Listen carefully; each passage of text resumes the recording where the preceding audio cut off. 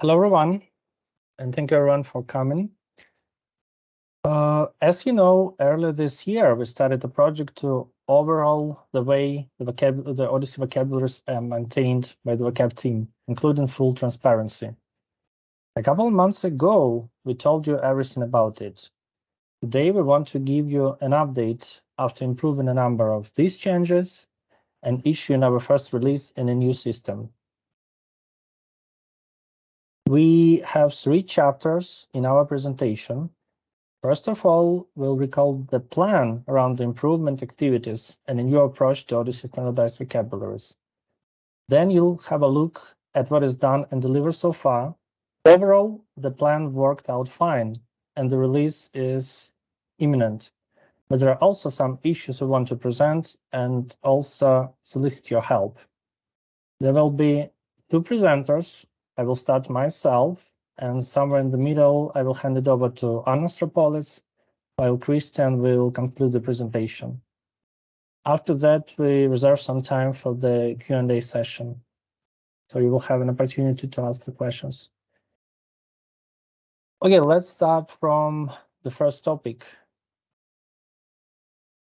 Here you can see the list of activities that were planned within the vocabulary improvement process for 2 years, this year and the next year.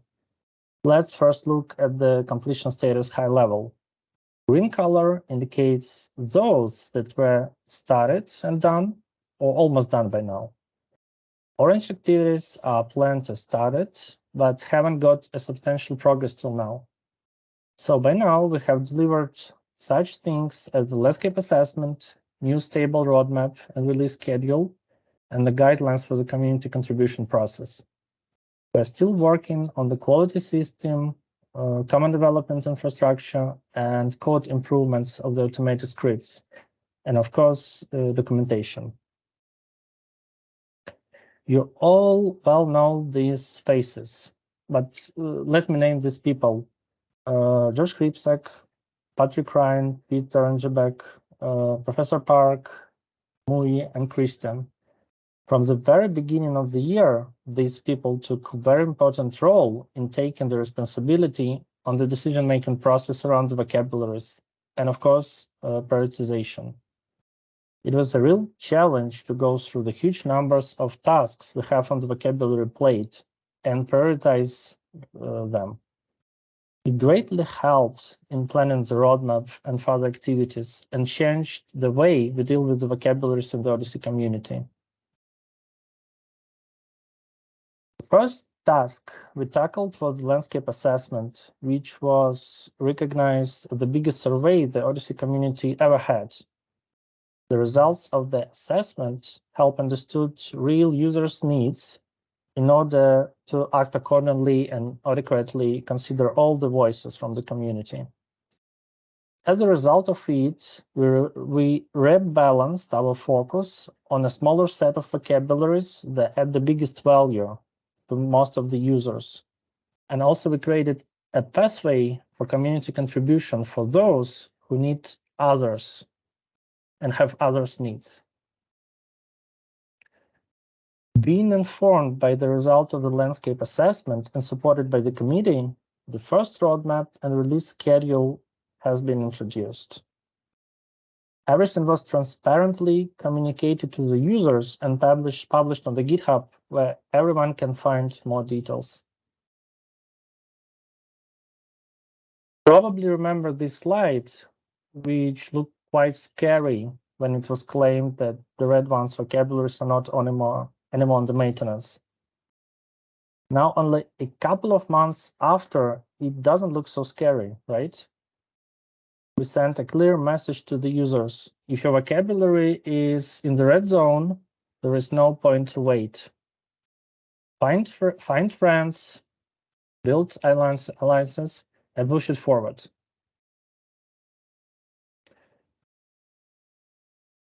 This is about the green ones, the lucky ones, vocabularies that are on the maintenance. According to the plan, the next 3 releases are August this year, winter, and summer next year. This is how the general principle of stable cadence was applied to the problem. It enables more transparency and allows users to plan the activity better. At the same time, the challenge of combining the maintenance and improvement activities was taken. This is so-called and famous rebuilding the plane while trying to fly it situation. Well, it's really too early to declare whether we'll be able to prevent a disaster, but at least we're on track to that.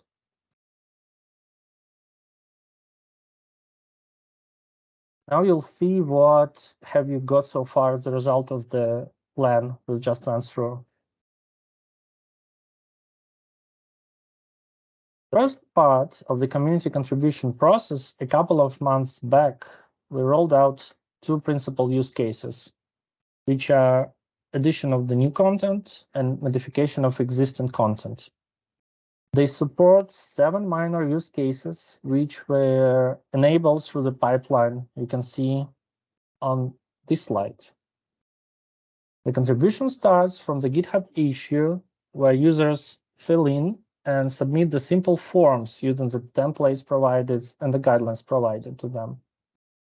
After submission is done, and what is really important, if it's done in time, the vocabulary team move it forward to the nearest release. Depending on the impact to the broader community, the path could be different and may require reviews of the vocabulary team or specialized working groups. Now you will see what we planned and achieved in the upcoming vocabulary release, which will be pushed out in the next couple of days. The most important thing here is that we are on track from both timing and milestone perspective. I want to thank all the people whose names you can see on the slides. Masha, Oleg, Maria, Anna, Timur, and Varvara. Your ownership and expertise are highly appreciated by the team and the whole Odyssey community. Let's look closely at the specific vocabularies. Loek is one of the core ones because of the high number of the standard concepts in it. Initially, we've been working on the February version, but thanks to the clear sources, stable scripts, and QA in place, we were able to pick up the recent version that appeared just 2 weeks ago. Also, we've done some fixes in the Loek's normal hierarchy, which we are building on our own in OMAP, and replaced some one-to-many mappings with some better mappings. We continue supporting the homemade SARS2 lab test hierarchy, which OMAP vocabularies have supported from the COVID times. Looking at the numbers, you can see around 4K concepts added within the various domains, which were manually reviewed by the team members. There are no so much relationship changes, but those we created or deprecated in order to support our use cases, you can see on the slide. One VF is the vocabulary of VA, Veterans Affairs, that it wasn't refreshed for a while in OMAP, and VA class presents the classification concepts of the same vocabulary. Thanks to the committee decision, this vocabulary is on maintenance now and underwent its first regular refresh. We refactored the domain assignment logic to split the drugs and devices correctly. And it is supported from one side by the internal hierarchy provided by the source, and from other hand by the automated scripts we added to the code base. There's unfortunately one disadvantage around mappings that WenDF source provides. They treat mappings a little bit in a different way than we do. So in many cases, they map to more specific concept or even map to concept with only close to semantics. In OMAP, even though these mappings are presented as maps too, please use them with caution. For CPD4, we refreshed the sources and implemented a couple of changes and improvements. So one of the changes is actually a rollback of previously released feature. And the result of this is the long discussion with the CDM working group. So now we bring this change to the users. Another thing I want to highlight here is that we're constantly improving the CPT4 vocabulary in a way that we reduce the set of standard concepts by finding the semantic equivalence in SNOMED and building both hierarchical and horizontal relationships between these two, as well as we support the outer relationships coming from the external sources. In numbers, it looks like a small addition of new concepts, but much more serious add-on of relationships we built in OMAP, which is up to 200% add-on to the existing ones, is a maps to relationships to SNOMED. So the hierarchy becomes bigger while the cleanness becomes better. Among other changes, we've done an usual NDC and SPL refresh that is supported by quite recent RxNorm refresh. We keep improving recently introduced smoking hierarchy, but by adding more and more relationships from the source vocabulary such as HICPICS, READ, UK Biobank, and ICD family. For some vocabularies, families of so-called co-connect vocabularies, we adjusted the license restrictions so that they became publicly available to all Odyssey users. I will not go through all the minor changes, but you can actually find them on the GitHub in the release notes. Once we've done with release in a couple of days, not now. Now let me hand it over to Anna, who will guide you through the community contribution results, quality system, and the third part of the presentation. Thank you all. Anna, please, welcome. Thanks so much, Alex. So, of course, one of the big parts of this release is community contribution, right? Everybody was waiting for it. We got a lot of very nice contributions, and now I will talk about that in more detail. And we can go to the next slide. So first of all, just to give you an idea of what we have right now. So right now we have 11 contributions submitted so far, and this is 11 contributions more than what we had, right? So I feel that this is really great accomplishment. I want to thank everybody who participated with us in this first run, who went through the templates, who listened to us when we talked about the process, who read the documentation, and who actually took the time to contribute something. We really appreciate it, and it seems that we're finally getting to a more collaborative form of building the vocabularies, which is one of our goals. And if you look at these 11 contributions, they basically can be split into 3 buckets based on the categories of the use cases we announced we would support, plus the third bucket, which in fact is complex use cases. And when we think about addition of content, we had 2 contributions of the new non-standard vocabularies, and all the contributions are on the GitHub.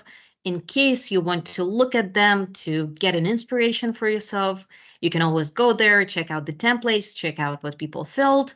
I will talk a little bit on how to look at these files later on. But there were 2 non-standard vocabularies that were contributed. Then if we think about modification of the content, 1 domain change was proposed. And of course, the big bucket, mapping changes. We had 3 contributions with changes in mappings with bug fixes. And there are some of the bug reports on the GitHub that are not converted to community contribution. And I really encourage you, if you see a bug, you can actually create your own contribution, which really will take you not that long. but it will fix your problem with your mapping much faster than a regular bug report. So if you're thinking about submitting one, please consider a community contribution. And then there were a couple of complex use cases that are not currently supported or partially supported by the templates, but nevertheless, we're discussing those use cases with the community. And if you have use cases that are not currently supported, please still create an issue and we will discuss it together. And out of this 11, there were 4 contributions that were submitted and approved before the end of June, which was our deadline for the current release. And they are, and they are incorporated in the August release. Then there are 4 contributions that are fully baked, but they were submitted and are approved after the end of July. And those are on the track to be submitted and incorporated in the next release. And then there are the other 3 that are not fully baked yet that require broader discussions. And if we look at those that are incorporated in the August release, because I think everybody wonders what people submitted, we will see on the slide that it's these 2 non-standard vocabularies added with mappings, and the vocabularies correspond to the ethnicities and place of service.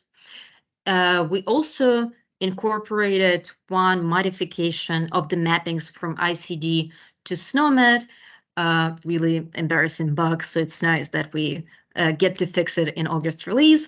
And then finally, another contribution was adding RX norm extension terms to support the local drug system in Netherlands. And again, just to reiterate, all of the guidelines for these contributions are on the wiki GitHub. If you look at those contributions that are fully baked and are going into February release, we have 4 contributions with mapping changes, with changes in domains. So if you found a domain that you don't quite like for a given concept, you can also submit a contribution and use the templates in this issue as inspiration, and of course read documentation. And then another issue was the rather complex issue or contribution with deduplication of the scores, where there is a need for SNOMED terms that will be added in the February release. So it got pushed to the February release. Now, we also have this last category of not fully baked contributions, and these are the modifications of the existing content that require further discussions with the corresponding working groups or with the vocabulary team or with the vocabulary working group. And these are the community contributions that we're currently discussing with the contributors and polishing them out so that they will be ready in time, hopefully for the February release. And if we think about the overall impressions and experience so far, there are a couple of things I wanted to highlight. First of all, we incorporated all of the contributions that were submitted and approved by the end of June. And this is a great time to celebrate it because, again, as I said, such a system have not existed before that, and people were able to fill the templates in a relatively short time. They were able to make sense of it. We supported everybody throughout this process, and of course, big thanks and kudos to all of the contributors for their great work and for all of the discussions. And we saw that the templates do support the use cases that we advertised they will support. Nevertheless, using them does require an involvement on both sides, both the vocabulary team and the contributors. So what we generally recommend is to create, especially if it considers modification of the content, to create an issue first, and then maybe there will be some recommendations, suggestions, comments, so that you do not feel a template and then discover that this is not an appropriate template, or it's a complex use case, or something else, and you don't waste your time. So if you're thinking about something, please create this initial GitHub issue. It does not take long, and then we will take it from there together. Another finding is that quality assurance is, yeah, you can stay here. Quality assurance is a big piece in this work. And templates, unfortunately, are user-friendly, but unfortunately, they're not fully tailored to automated quality assurance. And what you can see here is examples of the issues we faced when we were working on these contributions. And we do have checklists in all of the templates. So I wanted to show you this example so that if you're thinking about your contribution, checklist is something to watch out for, even if in the small things that you may just think are not important. For example, dates get messed up quite easily, typos, wrong dates. Sometimes there are inconsistencies between how you name vocabularies in different spreadsheets. That happens, but this is something that checklist is designed for, and that will help you to get things right and reduce the time everybody spends on the contribution. And of course, those issues get harder for more complex use cases. So if you're thinking about something quite complex, like new hierarchies or drugs or something sophisticated, we still encourage you, of course, to submit an issue, and we will go through the process together. But then you probably need to prepare yourself to spend a little bit more time into polishing things and making sure that they are right. And we can go to the next slide. So yeah, in summary, it's really nice to see that community is getting increasingly involved into vocabularies, and hopefully at the end we will get a truly collaborative piece where we can account for different perspectives and everybody has their needs met.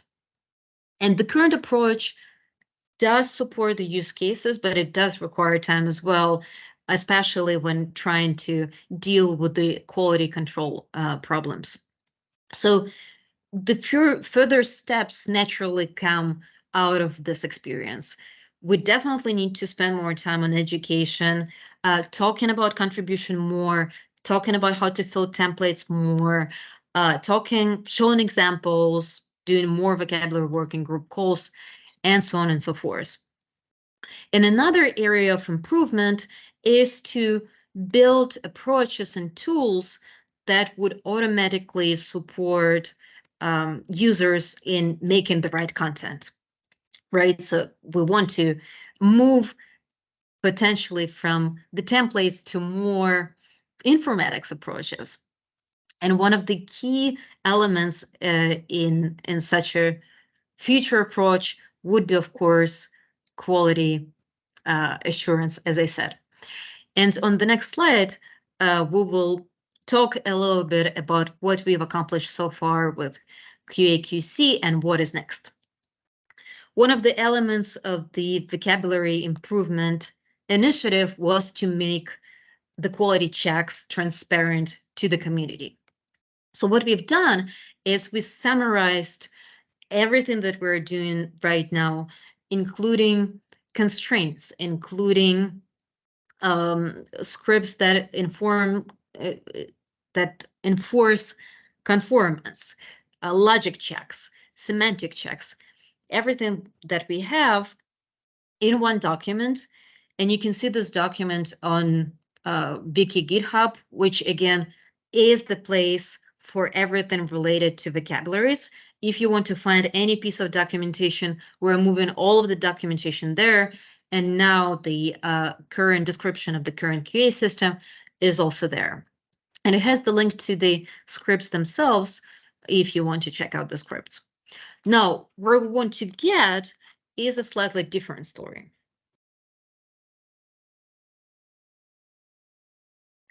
And where we want to get is, in fact, a full-fledged quality management system. And what it means is that we need to figure out the objectives, the process and how we assess the quality of vocabularies, and of course, how to develop procedures on how to do that, and establish a process with responsible parties, with cadence, and so on and so forth. We do have pieces of it, but yet we're missing the whole system. And you can see the elements that we really need to work on, but just to note, if somebody has done any literature review on quality assurance, and I know some of you did on the call, you would find that nobody has ever attempted to build a quality management system for such a huge beast as the Odysseus vocabularies, because Odysseus vocabularies is something we build, is something we incorporate from the other sources. It's all the different vocabularies and relationships between them, and neither the system nor even the framework for such a system exists right now. So I think that all of the experience of the community, especially if somebody has the expertise in QA/QC, would be very much appreciated, because we do not have a readily available solution, and we need all of the thoughts and brains and ideas that we can get. And this is a good way for you to highlight the problems you've faced, or highlight the potential solutions you've came across or thought of. And one of the places to do that is Vocabulary Working Group. And to those who have been joining calls this year may have noticed that, in fact, we are trying to change the focus to not only support other working groups and individuals, but also to familiarize community with ongoing efforts, with what's done, and create a truly collaborative environment for people to come, share ideas, share their expertise. And what is funny is that somebody in the chat asked about the details on how we process Loek to SNOMED relationships and how we build them. And we just had Vocabulary Working Group call on that topic with Polina Talapova talking about what we've done so far. So that highlights probably the use of this working group, but also the need for us to advertise it more, so that you can come, you can learn about what you care about, and you can also share your expertise, which I know a lot of you have. And we've seen increased attendance, but we want more people. We want more people raising concerns. We want more people sharing their ideas. We want more people working with us on this product, of course, with the papers to follow. That, of course, sometimes is a very nice currency. And yeah, please come and raise questions and discuss your needs. And I think this is my last slide, so I will turn it over to Christian, who will summarize this whole call in a couple of bullet points. Thanks, Sasha and Anna. Yeah, I don't have much else to say other than, you know, the take-home message that you may want to take home is this thing is actually running. So we started to overhaul it in the spring, and you got the new plan and the roadmap and the committee and the community contribution, a whole lot of things, and they actually started to happen. And so that's good news for the community. We are very happy, because it's much better to live in the open than what we had before, where things were done much less in a transparent fashion. And but it's not done yet. Okay, there's more work. As you saw, we also found some issues we need to fix that we didn't anticipate. We are happy that the community engages, and we would actually be more happy if the community engaged even more. So lots of people have something to say, and they're contributing like issues and things like this. But also if they start helping, like literally coming in and doing some of the work, because it's we all need it, and it's a lot. There is a working group that happens that Anna runs. Please come to the working group if the subject is relevant to you, and check it out routinely. And you know, we want to have a quality system at the end. We know there's a lot of issues still in the vocabularies, and we want to fix them and make progress so that at the end we have a system that we can rely on for our research and for the purposes of the community. So in one word, it's all good. Some of not perfect, but good. And we are moving forward, and we're gonna keep telling you in about the same, probably in about the same interval going forward, what's happening, what we have, what we need, and what's going on. So please stay tuned and please be engaged. Any questions? All right, I think we can we can open it now to questions. So if people, I know there's been a bunch of questions in the chat. Some have been answered, some haven't. If you have questions, please raise your hand. Just real quick to make sure we're clear on the vocabulary work group. If you, and correct me if I'm wrong, any of you, but Anna, but the vocabulary work group is within the CDM work group. So you're not going to see if you go to the work groups page or the work group form, you don't see just a purely vocabulary. There's a vaccine vocabulary, it's different. The vocabulary work group is part of the CDM work group.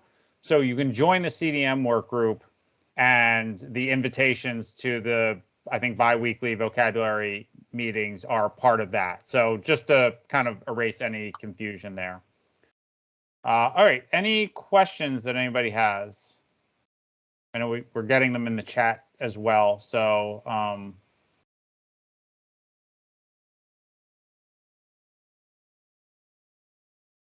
let me see, Anna, like typing answers in the chat. So I mean, there is I just want to maybe answer this one question. I started answering, but it does seem that based on the landscape assessment it is one of the common things that one of the common practices. Okay, one step back. Question. So the question was, what do we do if we think that the mapping from ICD to SNOMED is mapping with loss of granularity, and we want to use that specific ICD term for phenotyping? Can we submit phenotypes with source IDs? And what I started to respond with is that sometimes there are clear bugs, right? Sometimes there is loss of granularity. Sometimes there is something else. Unless you raise this question on the GitHub or with the vocabulary team, we don't really know that this causes problems. Now, historically, we know that we've been quite slow with processing some of the changes, but community contribution has been specifically designed to speed up this process. So potentially, I'm not saying that this is the solution in this specific case, but potentially your problem with the mappings can be solved through community contribution. And as we've seen so far, it works well for a change of mappings. So you can expect, if you submit something, you know, and it is approved, you can expect it in the next release. And I would really encourage everybody who has similar problems just to spend this 2 minutes on writing a GitHub issue so that we know and we can attempt to resolve it, because nobody likes bad mappings. Nobody likes when researchers cannot do their research effectively. Like, vocabulary team is not evil who wants to screw up other researchers. We do face the same problems, but we don't know about them unless you let us know. And oh, I see Christoph Lambert raising his hand, and I'm sure he's going to comment on that. So that was a broad answer to this, and then I provided a more specific answer in the chat. Okay, Christoph, go ahead. And I know Cynthia had raised her hand. She then posted something in the chat. So Christoph, why don't you make your comment, and then we'll go to Cynthia's. So as I posted in the chat, we're kind of in a situation where I'm not sure it's a bad mapping. It's just not fit for all use cases. And so then knowing we're trying to get trying to get concepts defined for this, this sort of hackathon we're going to do. And they're due, I guess, September 15th. What do we do now, knowing, and there may not even be a solution in terms of being able to do the mappings for some things. So do we just do our best with SNOMED? Do we say, well, here's, if I wanted to do it with ICD-10 and it's going to be clean, here's one version. Of course, I know it wouldn't work for an international study necessarily. We won't use the CM. So I'm kind of torn where we have to create, multiple versions of all the nuance.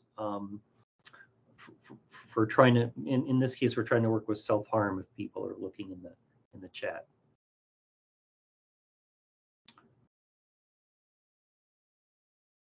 Anna, you're muted. Yeah. No, I mean, yeah. To give more context, the question concerns subsequent visits. So I was thinking that subsequent visits can be modeled through phenotyping definition by requiring another visit before that. And the reason for it is not only because it might be a good alternative, but also because you don't have to then rely on the accuracy of somebody assigning the code. Like, you can actually see another visit and it will be more objective. That would be my immediate reaction. But of course, that hypothesis needs to be tested. Somebody gotta look at whether subsequent visits, like having 2 visits, corresponds to initial encounter and subsequent care. So that was my my option unrelated to vocabularies. But as it relates to the vocabulary part, I do think it's a very interesting conversation about phenotyping and one mapping fits all and one phenotype fits all. And I wonder if this is a conversation for the vocabulary group or phenotyping working group. Maybe we can propose it to Gotham and to have it there. Okay, look, I got a specific problem. It's not going to get solved before the deadline for phenotypes, right? I agree we should have that discussion and resolve it. So if we want this phenotype to be incorporated in the studies, what do we do? And for others who might have other such situations, not our specific one. Oh yeah, but I think as it relates to phenotype, and as I actually answered in the chat, but yeah, I can maybe provide, and that's not specific to this particular case because it's not the only case. Again, we're not talking about we're not talking about a mapping issue that can be solved quickly, but we're talking more of that is the difference in granularity between the 2 vocabularies, which is this case. So again, there is no hard rule that that we can't have a phenotype with a source code when it's clearly the value of it is clearly demonstrated empirically through, you see how much loss in records you get in a particular data source. We can help assess in the phenotype group how much of that also present in other data sources, because we run cohort, once we submit a cohort, we run cohort diagnostics on 10 different data sources. So we can see how global of a problem it is versus one database problem. And based on that, we can make a collective decision of keeping the source codes. We do have definitions in the phenotype library that has source codes. And part of our metadata that we keep and we visualize to users of the library is the presence of the source code. So that kind of flag that this might not work for a data that is using, say, read code. If you're using this, we do try to still have the codes in the definition that will work across the data networks we have, but maybe have some particularity for one data source of another.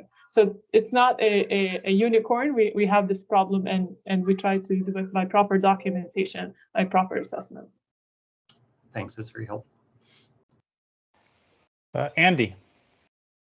Yeah, and I think I'm not sure if I'm going to add more to that, because I think that was really a good answer. My challenge, since I've been dealing with this on a different, the issue of interface terminology on for some time now, is sort of how do you deal with the fact that you have different levels of granularity, and to answer the question about, like, in a short-term phenotype, global phenotype working group, it probably makes sense to try to solve the problem using the standard codes and Atlas algorithm, because the question about subsequent visit applies to myocardial infarction as well, or something like that, right? I mean, you just how close to the two visits have to be together before you decide that it's the same actual event that's happening versus separate events. So I think it's a bigger problem that we sort of probably need to solve.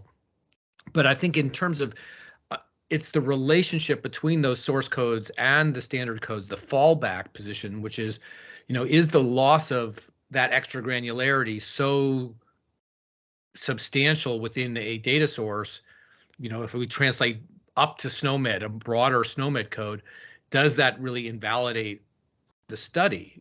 And so I don't think it's enough for us just to send the non-standard codes through in the phenotype, but rather be explicit about what's the relationship between the specificity in the non-standard codes and the ones in the standard codes, and is there an acceptable fallback position in a global environment versus the specifics.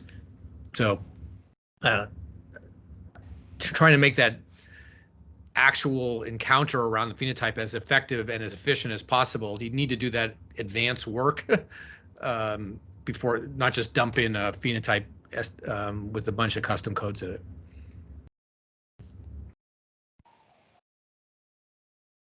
Thank you, Andy. So Anna already commented on that. Any other questions? I know Cynthia had raised.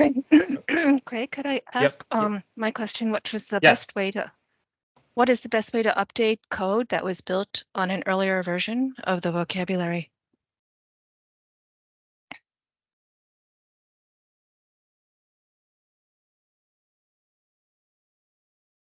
You mean research code? Yeah, code that you ran to, like, extract a cohort or to do some, do one of the usual OHDSI comparisons. There are, I would say that the first, well, of course you can just, recreate the cohort definition on the new vocabulary. But what I wanted to highlight is that there are an ongoing efforts on first to simply understand whether there are differences between your concept sets to begin with. And I can cite Dimshit's tool that he's built in R that assesses the differences in concept sets between two given vocabulary versions, so that you at least know if there's any difference, and you'll get your patient counts, so you will actually be able to look at the actual differences and patient gain / patient loss. And we discussed that on one of the vocabulary working group calls. So I'll send you the link to the GitHub and to the recording of the call so that you can get more details. Thank you.